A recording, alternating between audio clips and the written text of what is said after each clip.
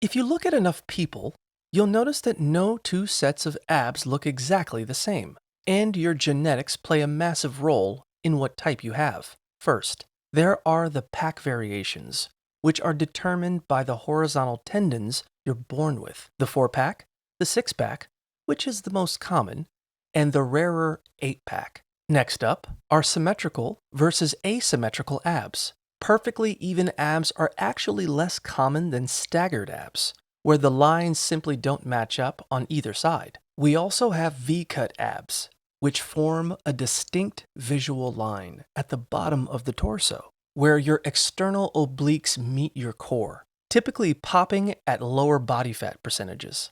Finally, there's the difference between men's and women's abs. The muscle setup is identical, but men naturally carry less body fat and more muscle mass, making theirs appear more chiseled, whereas healthy women hold more body fat, giving their definition a smoother look. So, what shape do you have?